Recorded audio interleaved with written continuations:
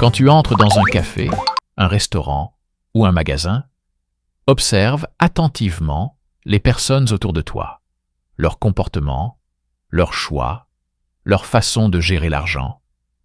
Ce que tu vois est une démonstration en temps réel de pourquoi certaines personnes construisent de la richesse, tandis que d'autres restent piégées dans la médiocrité financière.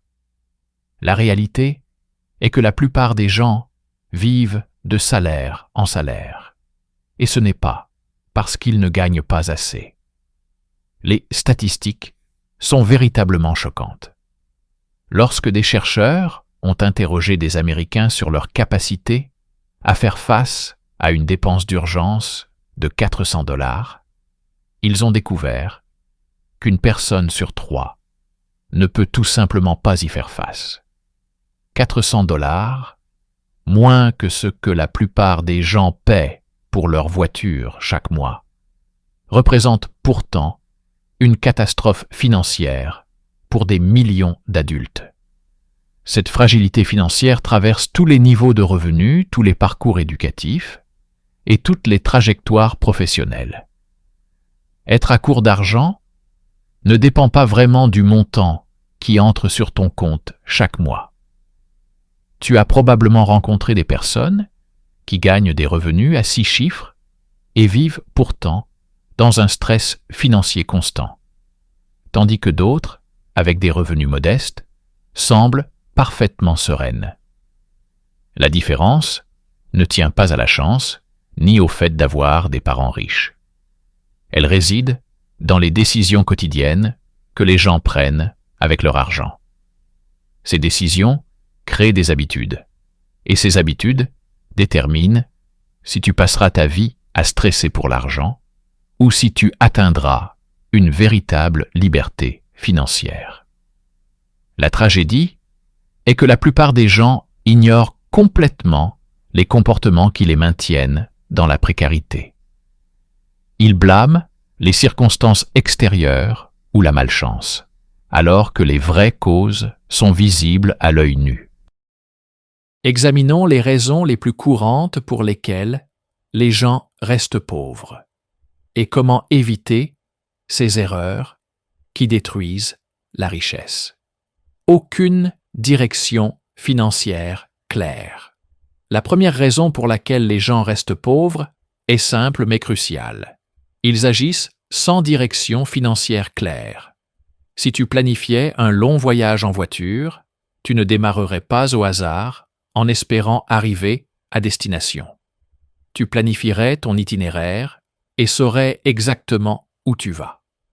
Pourtant, c'est exactement ainsi que la plupart des gens gèrent leurs finances. Ils gagnent, dépensent, économisent parfois un peu, mais sans destination précise en tête. Sans objectif clair, chaque décision financière devient arbitraire. Celui qui a un objectif concret, rembourser ses dettes en 2 ans ou économiser pour un apport immobilier, filtre chaque dépense à travers cet objectif. Au lieu de se demander s'il peut se permettre quelque chose, il se demande si cet achat le rapproche ou l'éloigne de son but. Aucun fonds d'urgence. La deuxième raison est l'absence totale de préparation face aux imprévus inévitables de la vie. Les dépenses imprévues ne sont pas vraiment imprévues. Les voitures tombent en panne, les appareils lâchent, les problèmes de santé surviennent. Ceux qui ne sont pas préparés prennent des décisions désespérées. Mettre la réparation sur la carte de crédit, emprunter à la famille ou ignorer le problème en espérant qu'il disparaisse. Chacun de ces choix génère un stress supplémentaire et entraîne des problèmes encore plus coûteux à long terme. Aucun plan de dépenses. Le troisième destructeur de richesse est de vivre sans budget. La plupart des gens ne dirigeraient jamais une entreprise sans suivre leurs revenus et dépenses. Pourtant, ils gèrent leurs finances personnelles exactement de cette façon négligente. Sans suivi, il est impossible d'identifier les petites fuites qui épuisent tes ressources. Les 5 $ du café quotidien, les achats impulsifs au supermarché, les abonnements oubliés, tout cela s'accumule en montants considérables chaque mois. Ignorer l'avenir. La 4e raison est de vivre entièrement dans le moment présent. Il est compréhensible de vouloir profiter de la vie aujourd'hui. Mais quand cette pensée axée sur le présent ignore totalement les conséquences futures, elle devient financièrement destructrice. Les gens dépensent pour des plaisirs immédiats, en supposant que leurs besoins financiers futurs se régleront d'eux-mêmes. L'objectif n'est pas de sacrifier tout plaisir, c'est de trouver le bon équilibre entre profiter aujourd'hui et sécuriser demain. Des habitudes coûteuses. Le 5e destructeur de richesse concerne les habitudes coûteuses que les gens ne reconnaissent pas comme des charges financières importantes. Prenons quelqu'un qui fume un paquet de cigarettes par jour. Au prix actuel, cette habitude coûte environ 250 $ par mois, 3 000 $ par an et 30 000 $ sur une décennie, sans compter les intérêts composés que cet argent aurait pu générer s'il avait été investi. Les repas fréquents au restaurant ajoutent encore 500 à 800 $ par mois. Ce ne sont pas de petites sommes, c'est de la richesse prélevée directement sur ton avenir. Mal utiliser les dettes. La 6e raison est l'incapacité à distinguer les dettes productives des dettes destructrices. Les dettes productives aident à acquérir des actifs qui génèrent des revenus ou prennent de la valeur. Un prêt immobilier pour un bien locatif, une formation qui augmente significativement les revenus ou un prêt professionnel pour un projet rentable. Les dettes destructrices financent des choses qui perdent immédiatement de la valeur. Solde de cartes de crédit pour des vacances, crédits automobiles pour des véhicules au-delà de tes besoins réels et financement à la consommation. Ce type de dette te charge d'intérêts sur des actifs qui se déprécient rapidement et étire ton budget au-delà de limites soutenables. Dépenser pour impressionner. La 7e raison est de prendre des décisions d'achat en fonction de ce que les autres pourraient penser plutôt que de ce qui a du sens financièrement. Quelqu'un achète une montre chère, non pas pour lire l'heure, mais pour que ses collègues remarquent son succès. Une autre personne loue une voiture de luxe, qu'elle peut à peine se permettre pour projeter une image de prospérité. L'ironie est que les personnes vraiment riches font souvent le contraire. Elles conduisent des voitures modestes, portent des vêtements simples et vivent dans des maisons confortables plutôt qu'impressionnantes. Chaque euro dépensé pour les apparences est un euro qui ne construit pas de richesse. Et pourtant, ce sont souvent ceux qui luttent le plus qui dépensent le plus pour paraître riches. Se payer en dernier. Le 8e destructeur de richesse est une approche inversée de l'argent.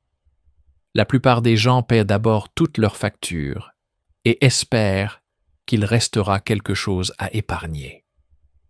Mais la vie s'étend systématiquement pour consommer les revenus disponibles. La solution est de renverser complètement cette séquence. Avant de payer la moindre facture, un montant prédéfini est automatiquement transféré vers l'épargne et les investissements. Traite ton propre avenir financier comme une dépense non négociable.